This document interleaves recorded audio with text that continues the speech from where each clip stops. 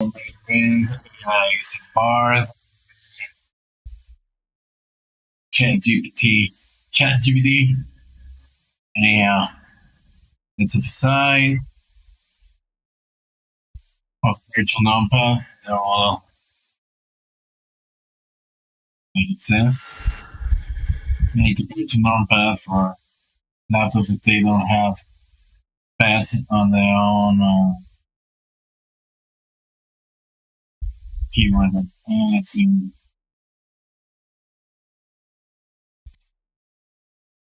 That's already been done. Rifling, raise control, Alt P, pad, or if you want to 3, 4, 5, 6, 7, 8, or if you have this other stuff, Control P, and it's got for left side with HK, compile it, even made a little nice that icon for it.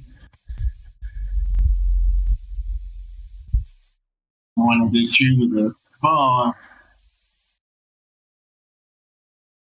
asking about the development life cycle on Bard. First, I asked about licensing,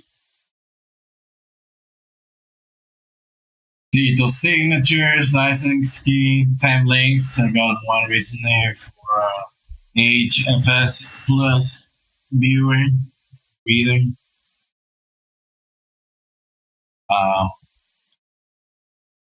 Yeah, the other ones are a little bit different. So what we need to implement is license key.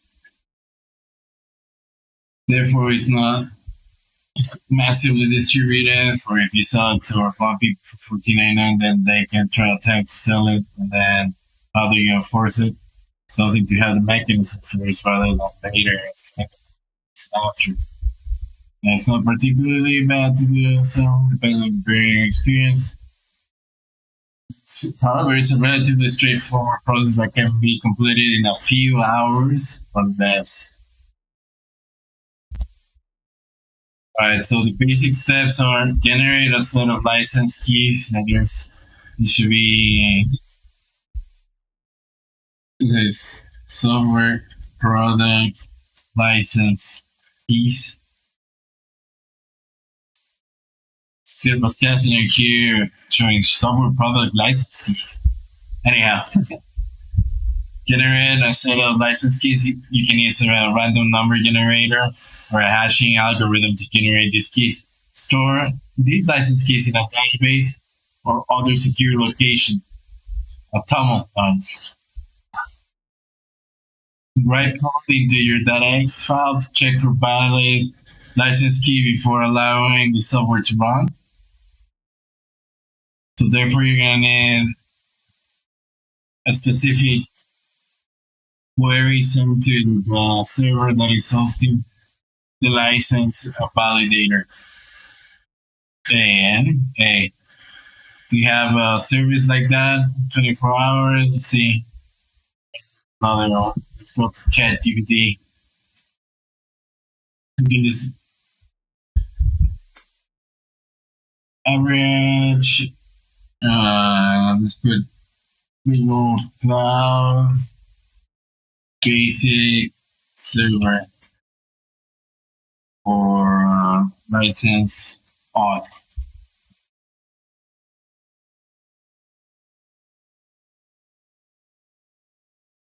Let's go to ChatGPT. Whoa. Okay. Concise looking times. Search. Yeah, it's in.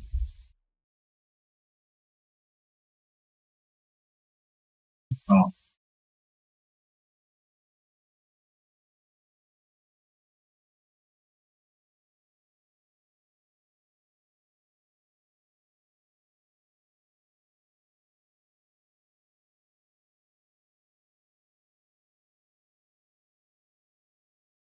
Spawn. Oh, no.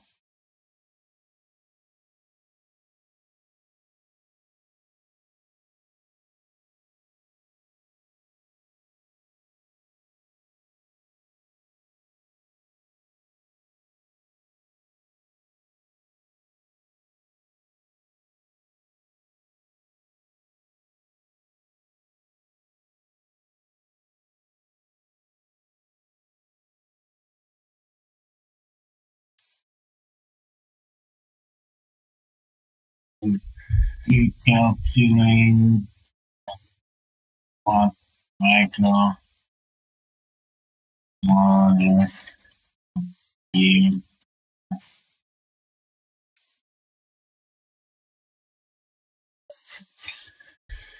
indicator theorem is.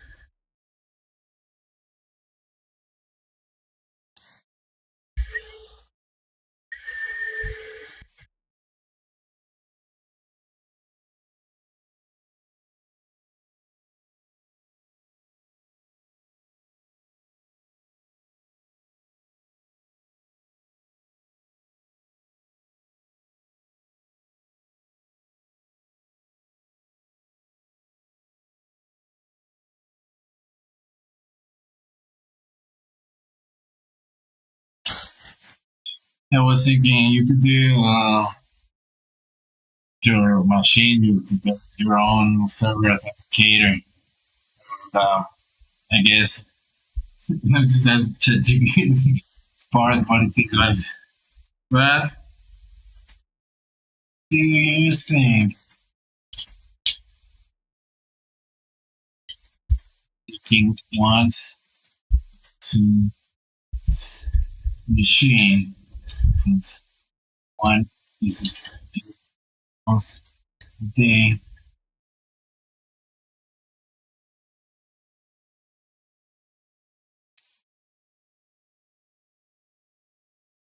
still authentication server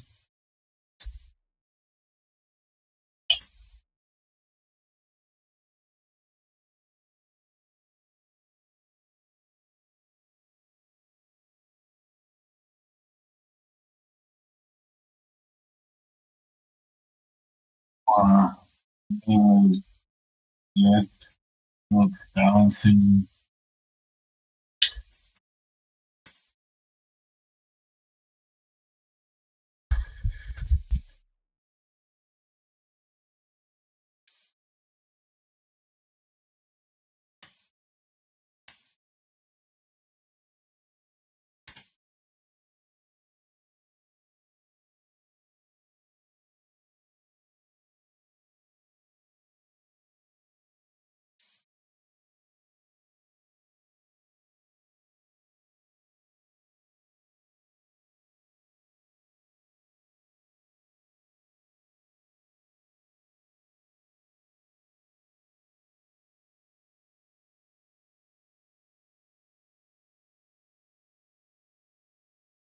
load balancer can distribute authentication traffic between this kind of growing performance and they will be simple configured to also develop things to authenticate even if using machines. Already social course edition or hardware or something.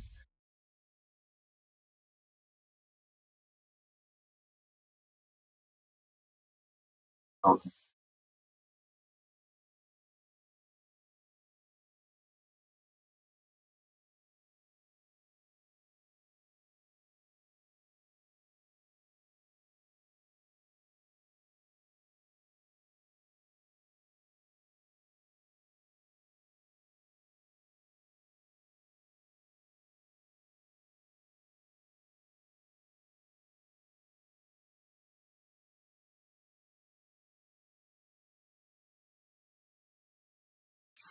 So authenticating, I'm thinking it would be no.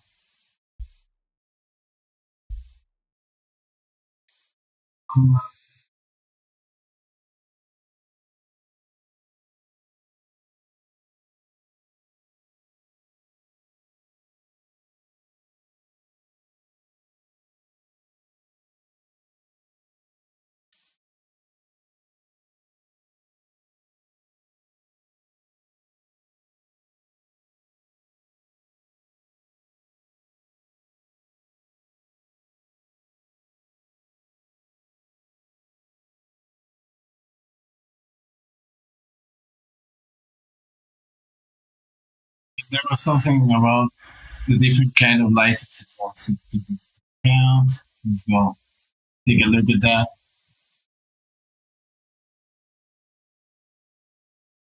Here are the basic steps. checks and then provide a way for users to enter the license to use a text flow. So I'm getting this drop off.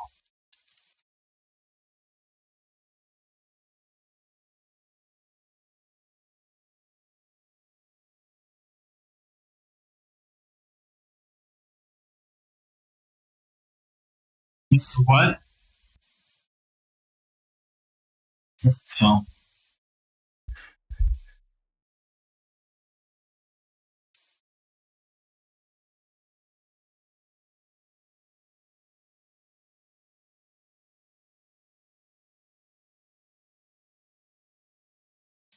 that sounds beautiful.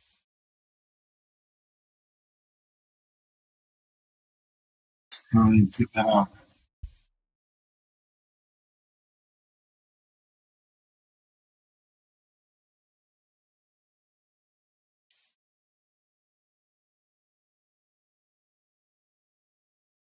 Because I know he didn't live with a lucrative enterprise. So here's the basic steps underlying before streamline runs the Docker container. I'll have to check out the Docker container before. You could sell it for a service for product. Like, yeah, it's possible to sell a service for profit in the enterprise. There's a clear demand in these services. You can streamline the process of generating and managing license key and make it easy for businesses. You could definitely compete with key generators if it's big. Focus on specific market, competitive price, provide it's a specific service, you know, input time, more money. Chat services now, chat GPT, like, yeah, you can just make a live chat. You can do this, with the hard for the chat questions, you can put each specific key, such as like, oh, how much is this and that. Just one of these crazy statements. If keys are like question mark and price and how much, you can stuff like that. There's some additional tips for computing, blah blah blah for the child.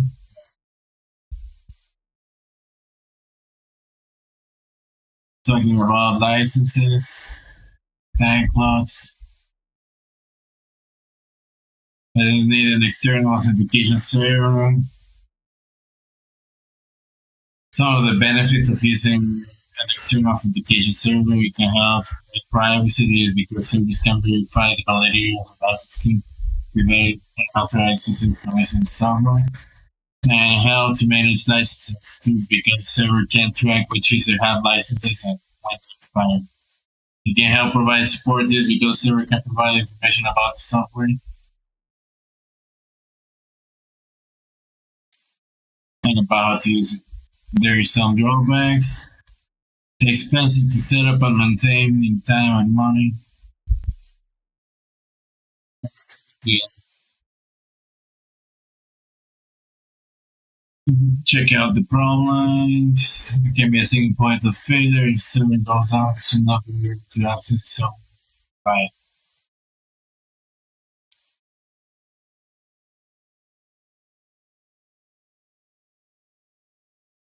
There's like a diffy help, man. It's just a way to, in the moment of purchase, create a hash of the times whenever it was downloaded and created within the source code.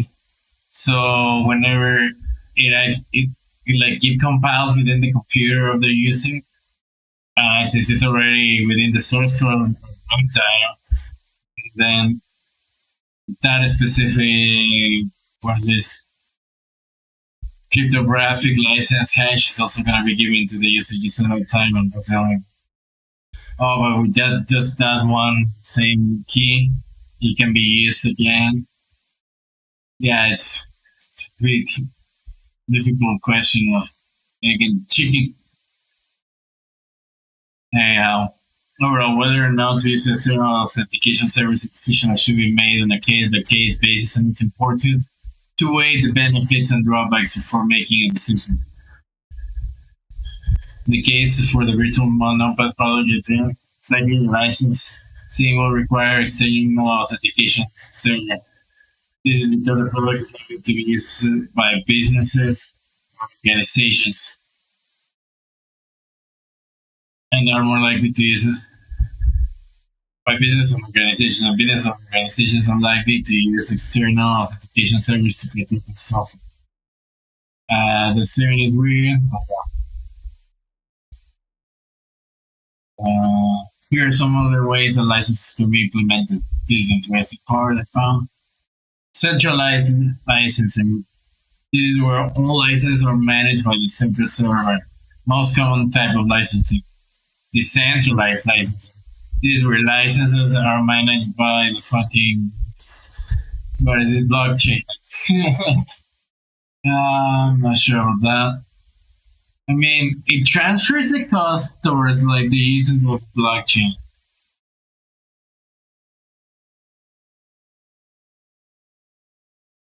Elon Musk face. This is less common, but it can more. It can be more secure for the security of your children. Do our processing for us. Pay the electricity. Subscription licensing this or users pay monthly or yearly fee to use the software. This is becoming increasingly popular. This allows businesses to scale their usage as needed. Everybody's gonna hate this fucking.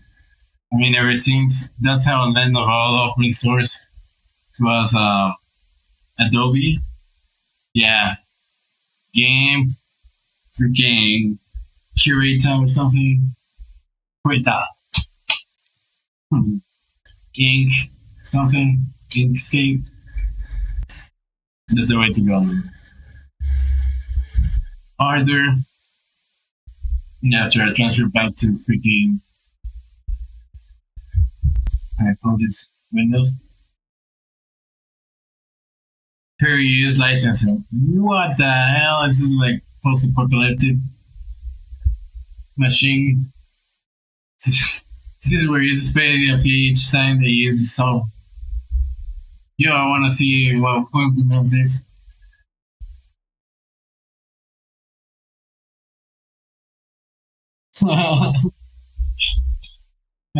I see examples of this that implement the fees.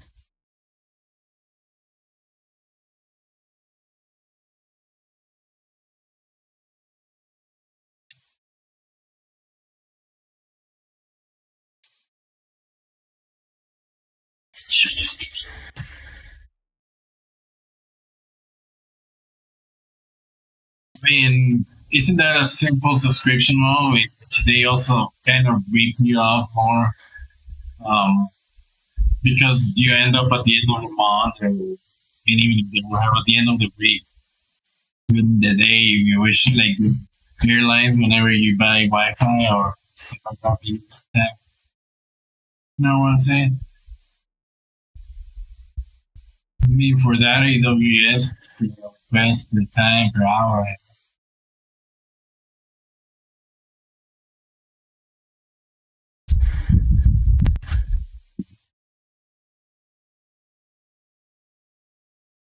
keystroke on the knockout.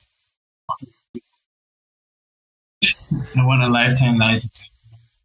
Classic, just like a normal privacy protection equating to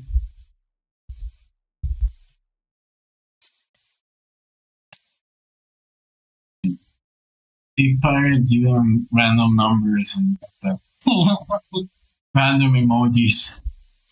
Something kind of fun.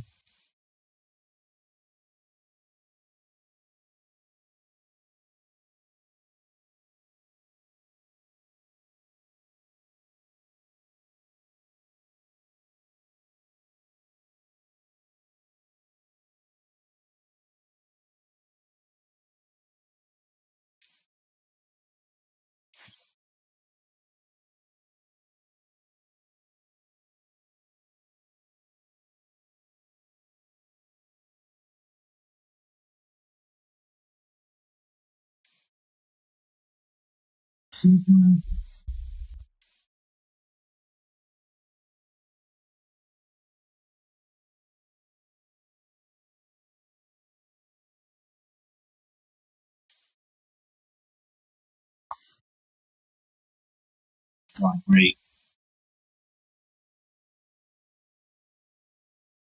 Let's go back.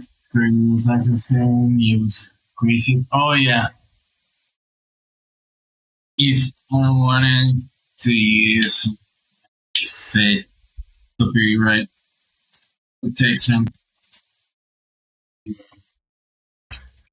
virtual number, the yeah, instead being the real software. Do about changing the keys randomly to put all the code. Now it has been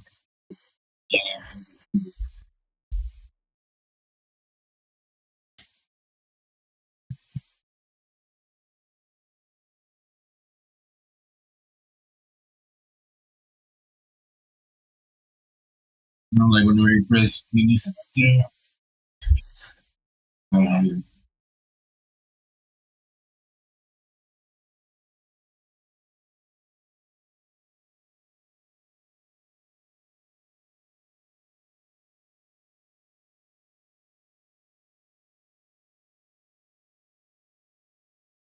Normal time-based activation.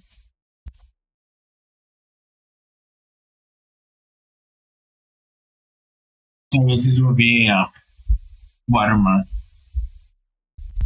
like sense of the water value, the volume mark or something like that. License key will be generated on Etherium. I mean, it's kind of more work for fun that night. You can put one of these AIs to work on it from your own. You kind of be like even I magnet now. When I used to dress around something with about nice technique and so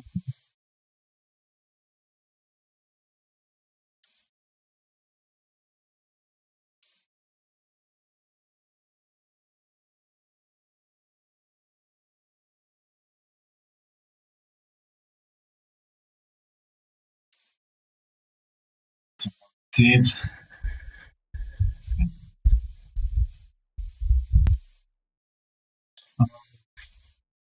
Detect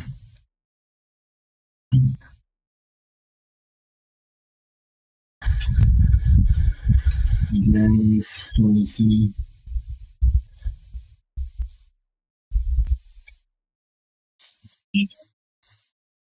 This.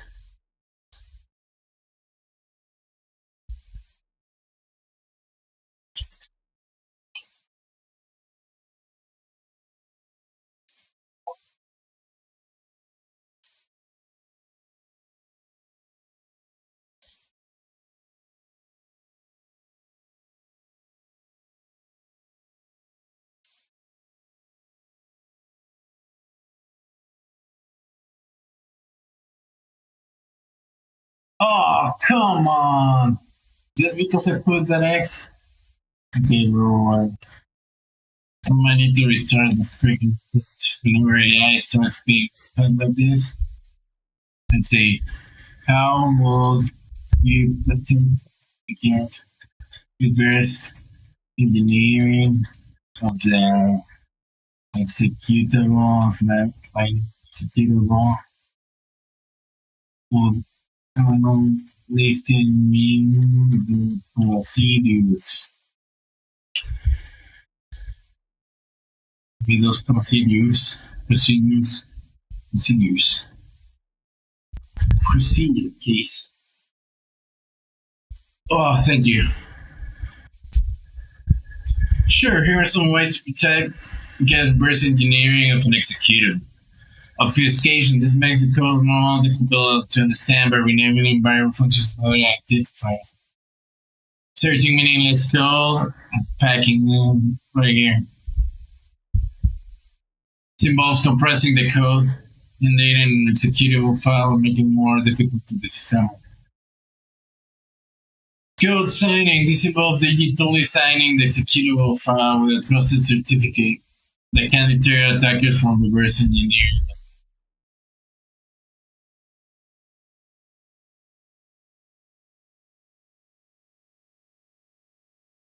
Let's look more into this because I like that Diffie help. Oh yeah, I was in this time, right? Anti-debugging. This includes detecting and preventing debugging tools from being attached to the executable. Oh yeah, but then you can also kind of change the name. Data hiding. This involves storing sensitive data and it's difficult to find and extract. And control data flow protection. This involves preventing attackers from modifying the control flow program, which can make it more difficult to understand and analyze the code. These are just a few of the many techniques that can be used. Again, reverse engineering, the best approach will vary depending on the specific application and the level of protection required. Procedures involved in each of these techniques of application. Identify the parts of the code that you want to obfuscate. Yeah. Choose an obfuscation technique. There are many obfuscation techniques available, which is all strengths, weaknesses. Apply the obfuscation technique to the code. Test the obfuscated code. It's going crazy. Thank you. Magnet. All right. Control tab. Fix that. Yes. Choose a packing tool. Same thing. Test. Same.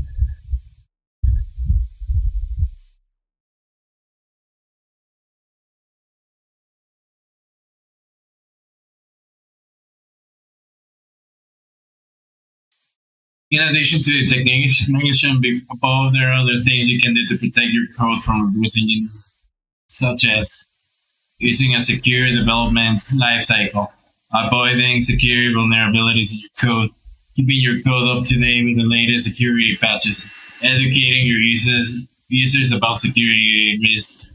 By following these best practices, you can help to protect your code from reverse engineering and other security threats. All right. By the way, come on. If you really use Leafy Health Man, like that.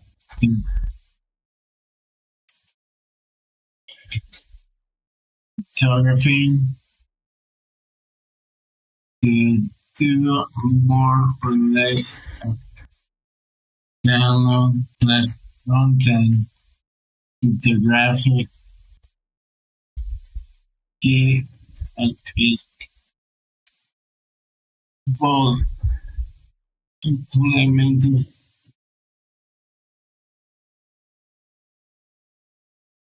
to components implemented into the how you call this? Yeah, into the compile version to the code and given to the user.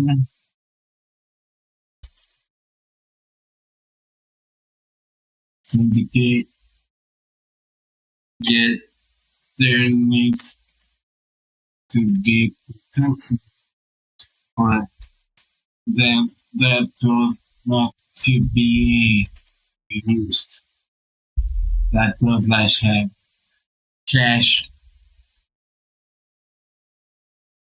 for the client to be able to just copy and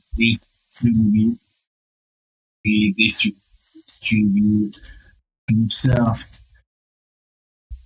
to program slash work.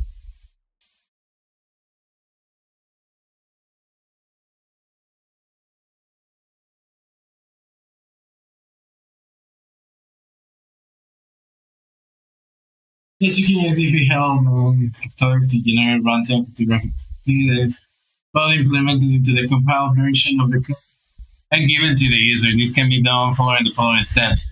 Generate a diffie key. This key will consist of a public, private. Public will be embedded in the compiled version of the code, and the private will be given to the user.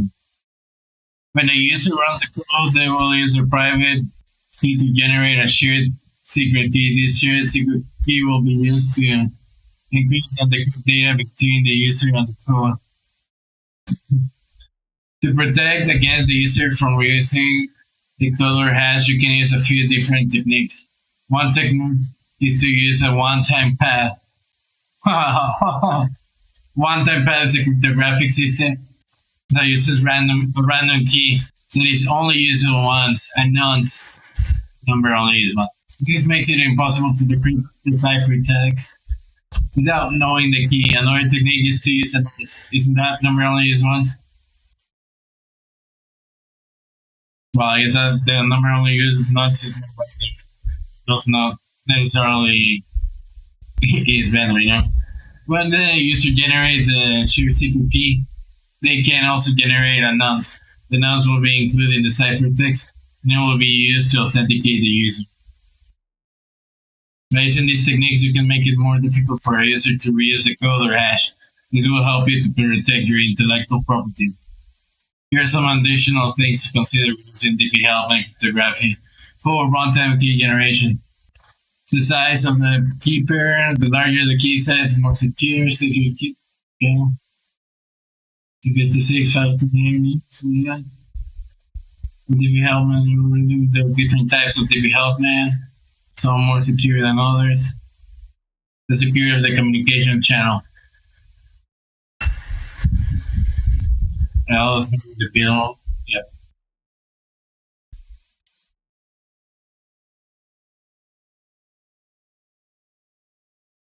What pros does this more or less self-contained licensing system has against external server license system?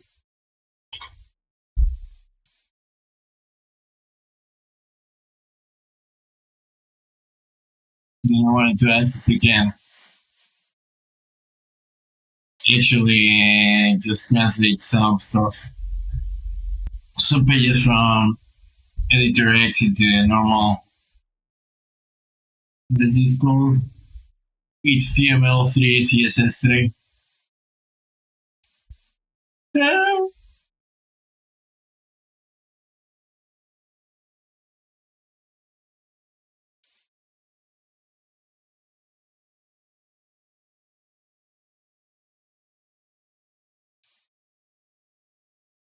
Being a self-contained licensing system, it has several advantages over an external authentication system. Scalability: self-contained licensing system can be scaled more easily than an external server license authentication system. This is because the self-contained licensing system does not rely on a central server. We can know the decentralized licensing. It's 2-in-1. It's going to take quite some time, so it can be scaled by simply adding more licenses. The system security. A self-contained licensing system can be more secure than an external server license authentication system. This is because the self-contained licensing system does not expose its licensing data to the public internet, so it is less vulnerable to attack. Cost: a self-contained licensing system can be less expensive than an external server license authentication system. This is because the self-contained licensing system does not require the purchase and maintenance of a dedicated server. Performance: a self-contained licensing system can provide better performance than an external server license authentication system because the self-contained licensing system does not have to communicate with the remote server, so it can process licensing requests more quickly. However, there are some disadvantages. Complexity being the first one that it tells. Of course, self-contained licensing system can be more complex to implement than manage an external Maintenance. Self-contained license systems require regular maintenance to ensure they're up to date and secure. Licensing data. Self-contained licensing systems store licensing data locally, which can be a security risk if the data is not properly protected. Overall, self-contained licensing systems can be a good option for businesses that need a secure, scalable, cost-effective license. However, businesses should carefully consider the advantage and disadvantage of self-contained licensing systems before making a decision. Here are some additional things to consider when choosing between a self-contained licensing system and an external server license authentication system. Size of business. If you have a small business with limited number of users, then a self-contained licensing system may be a good option. However, if your business have a large business with large number of users, then the external licensing authentication system may be the better option. The type of software that you're licensing. If you're licensing software that is going to be used by a large number of users, then an external license authentication system may be a better option. This because the external server license authentication can handle more concurrent requests than a self-contained.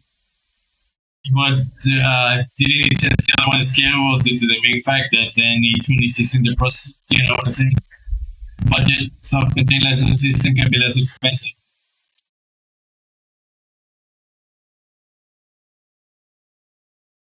The security requirements. We have strict security requirements, and the external server applications may be a better option. So there you go, folks.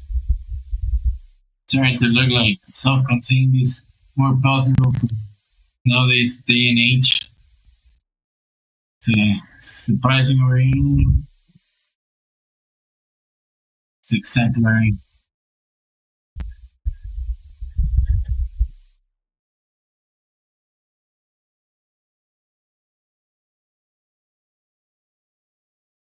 Anyway.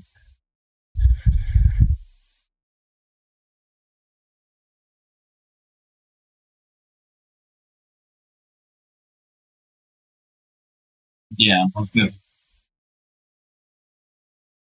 I'm trying to get one product to be selling at $14.99. To think it's going to be viable, like unless I sell 5 products a month. I want to do the business sustainable long range, and that's why also I don't want to be paid $4 a month.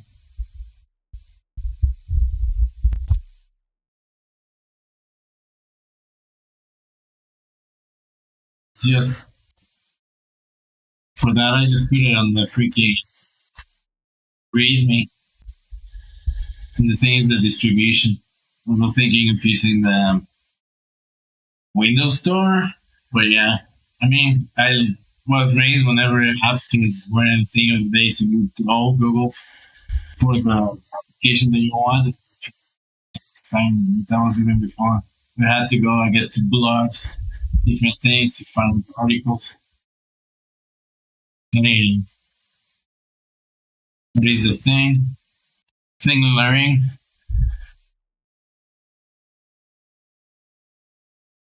Oh yeah.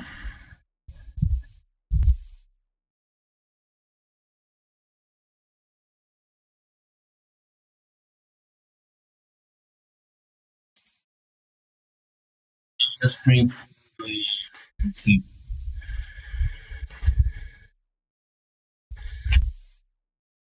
F12. Did I just send? I'm gonna get sued for pressing F12. Is this the United States of America? Tell me something. It's still we, the people, right? If there's anything, I'd be the first in line for a better word this time. Better now, better now, better now, better now, better now, better now, better now, better now, better now, better now, better now, better now, better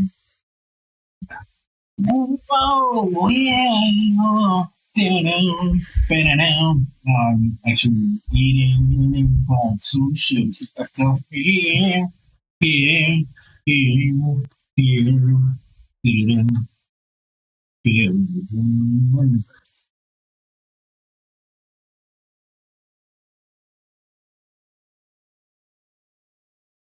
Tell me something. Can you put price some peace? Selling loss. This to aspire.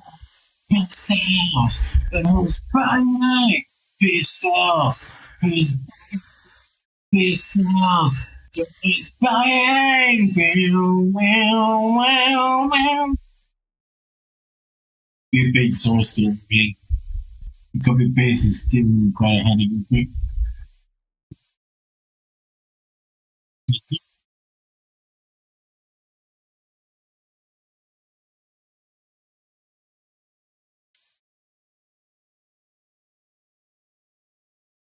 Well,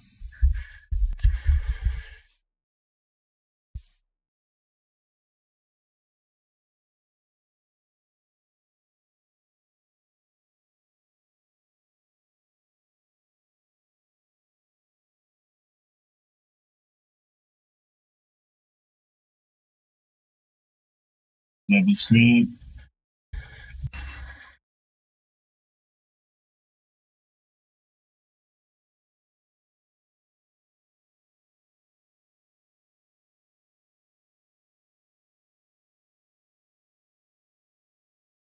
Fonts.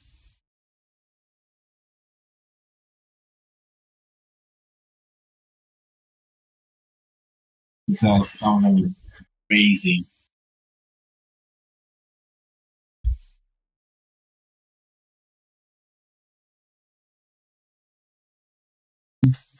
Copy cleansing page. Not base. Simple. HTML3, HTML5, CSS3.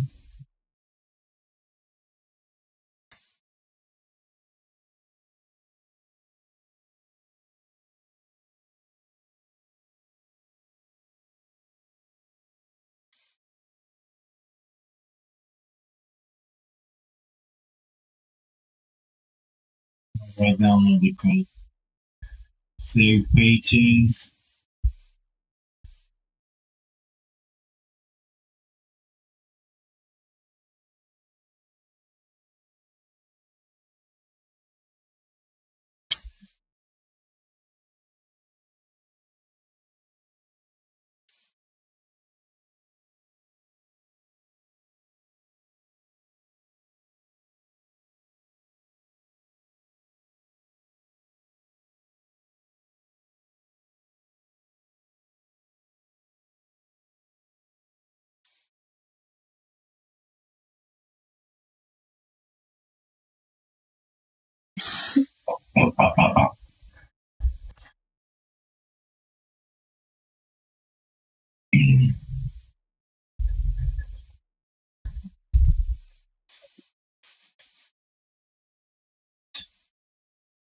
I'm supposed to be the professional translator.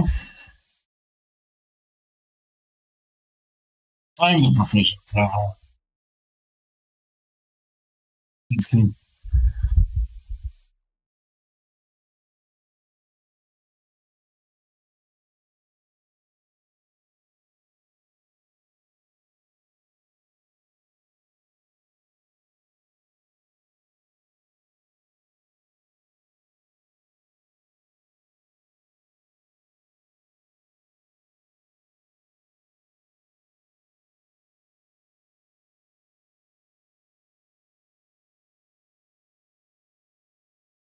Let's see how.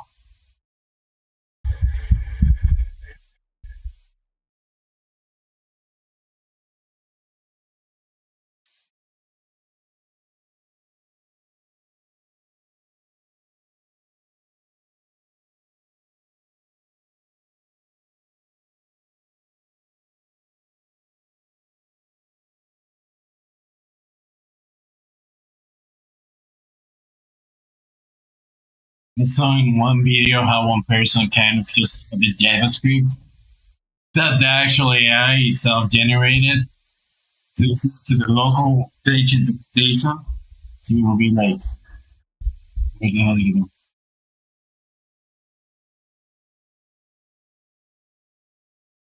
These are local HTML interpretation, so your browser is interpreting this. So you put like you want, I don't know, the background brown becomes brown, or top red, or the stuff like that. So therefore, by telling the interpreter to get a file upload button, you may be able to actually, what is this?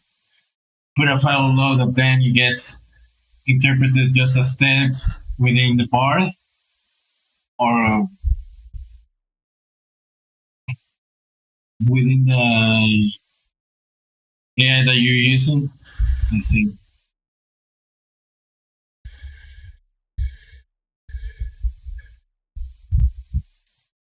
I'll say submit files into ChatGPT. Let's give a second to this one for the PDF one. Check out what it says. Abasteo. Somos especialistas en productos de tecnología e innovación empresarial. Personalice y compre solo con un clic.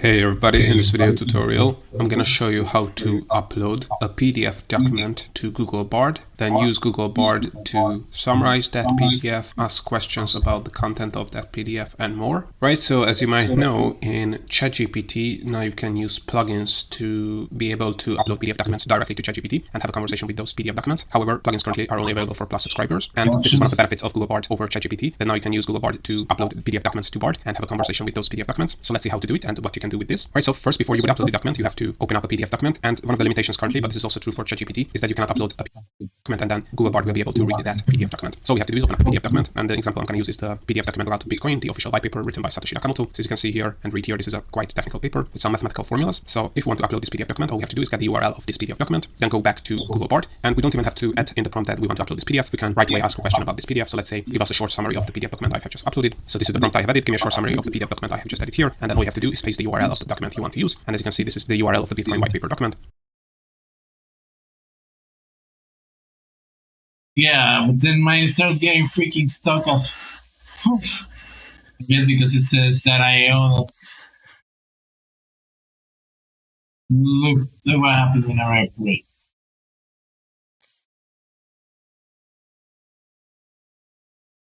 Here's a okay.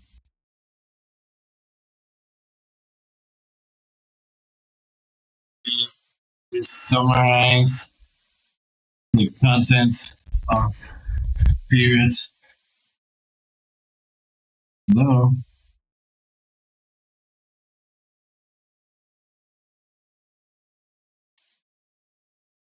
I'm an AI language model.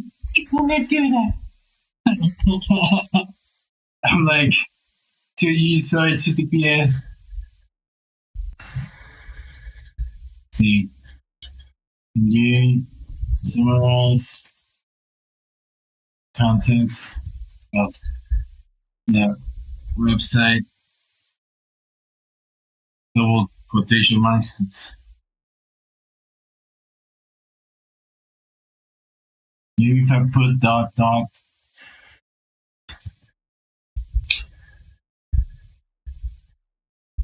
the IO is not helping on I. Like no, IO no. That's forbidden fruit over here.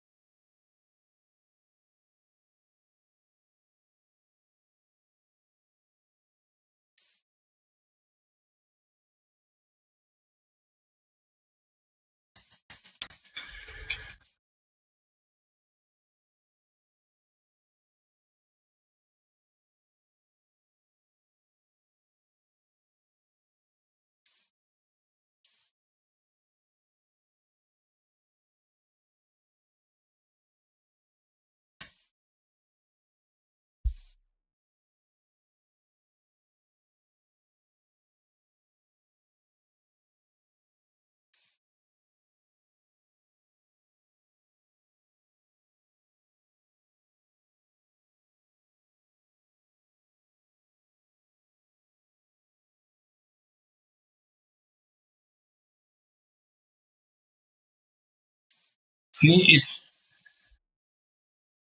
it's right here where some of the problem is, bro. Let's do this. How do I do a quick redirect of my DNS?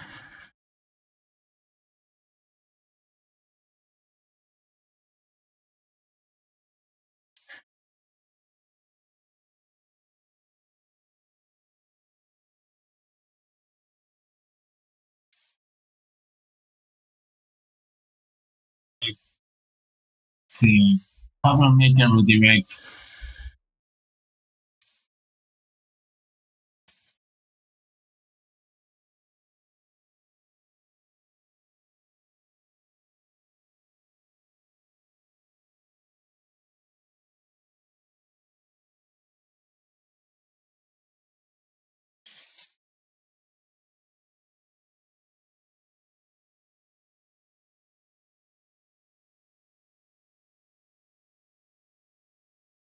Within the main.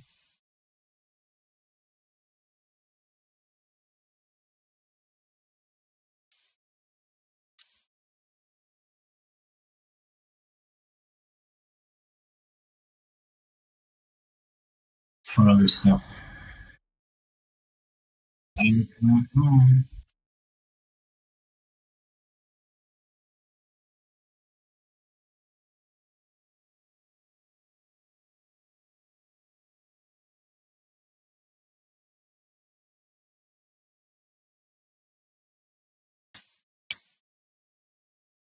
Let's check these right quick.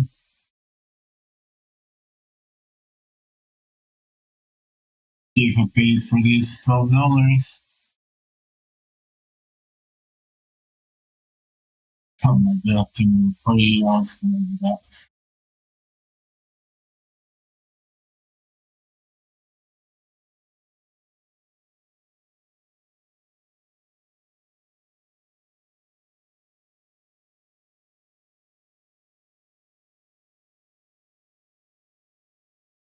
Yeah, did like 4 minutes or something.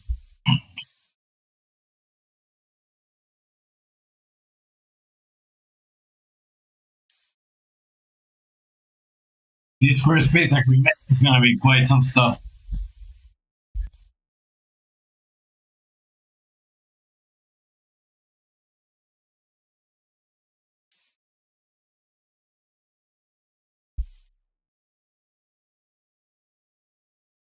That's what happens to me for not buying on GoDaddy.com. Trying to do the Google thing, it just temporarily redirect the 302. It's going, cool. Come on! It's gonna take a while and then I won't be able to test until then. Anyhow, it's a good time being with you and take care. See ya. Michael Candy and Cuentos.